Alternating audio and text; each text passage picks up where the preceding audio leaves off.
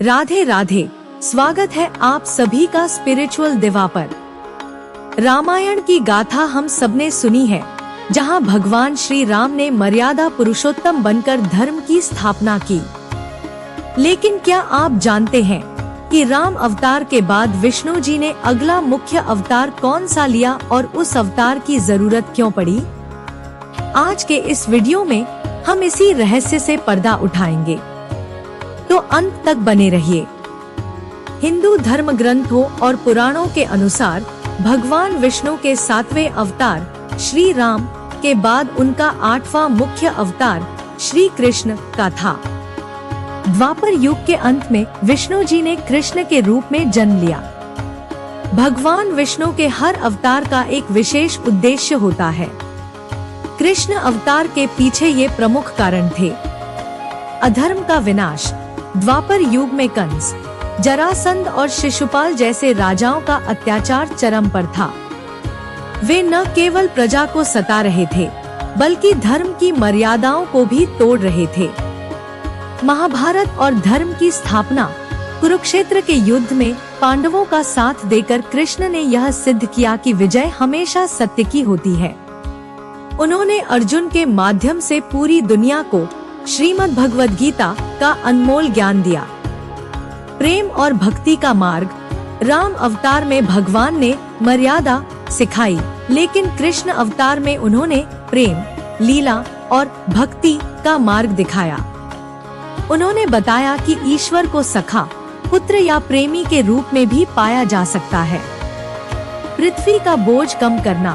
पौराणिक कथाओं के अनुसार जब पृथ्वी पर पाप बढ़ गया और धरती माता गाय का रूप धरकर विष्णु जी के पास गईं, तब उन्होंने सांत्वना दी कि वे जल्द ही कृष्ण रूप में जन्म लेकर अधर्मियों का संहार करेंगे। भगवान विष्णु का राम अवतार मर्यादा और आदर्श पर केंद्रित था, लेकिन कृष्ण अवतार पूर्णता 16 कलाओं का प्रतीक था।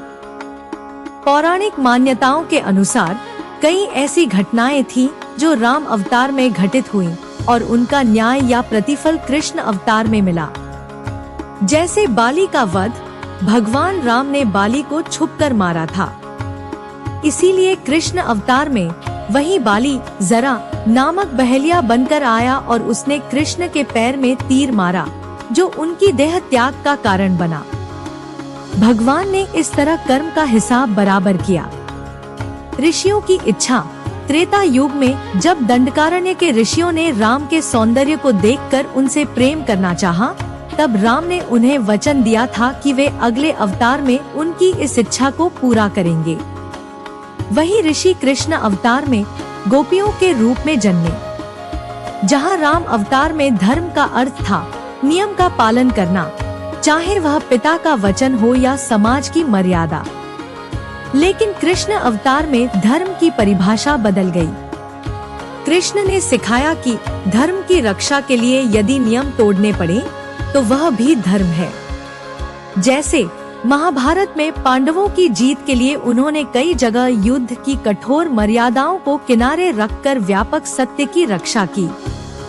कृष्ण अवतार का सबसे बड़ा उद्देश्य था मानव जाति को गीता जैसा मार्गदर्शक ग्रंथ देना।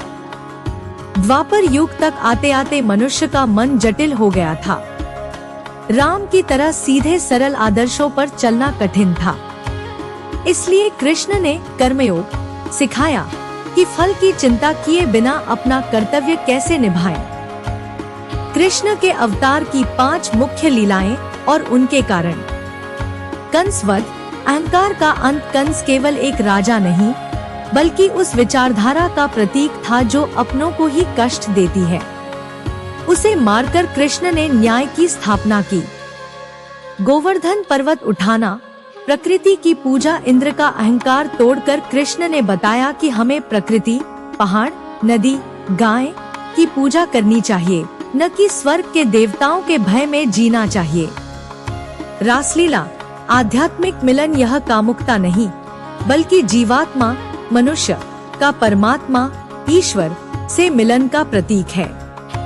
द्रौपदी की रक्षा। नारी सम्मान भरी सभा में द्रौपदी की लाज बचाकर उन्होंने संदेश दिया कि जहां समाज मौन हो जाता है, वहाँ ईश्वर को स्वयं आना पड़ता है। महाभारत सारथी मार्गदर्शक युद्ध में हथियार न उठाकर केवल अर्जुन का रथ चलाना यह दिखाता है कि भगवान हमें रास्ता दिखा सकते हैं, लेकिन लड़ना हमें स्वयं पड़ता है।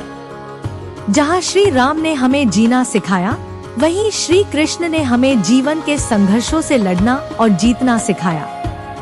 राम मर्यादा है तो कृष्ण विस्तार है। इन दोनों ही अवतारों का एकमात्र लक्ष्य मानवता की रक्षा और धर्म की पुनर्स्थापना करना था। तो दोस्तों, यह थी कहानी विष्णु जी के कृष्ण अवतार की। उम्मीद है आपको यह जानकारी पसंद आई होगी। अगर आप भी श्री कृष्ण या श्री राम के भक्त हैं, तो कमेंट्स में जय श्री कृष्ण जरूर लिखें। ऐसे ही आध्यात्मिक और पौराणिक रहस्यों को जानने के लिए स्पिरिचुअल दिवा को सब्सक्राइब करना न भूलें। मिलते हैं अगले वीडियो में, तब तक के लिए राधे राधे।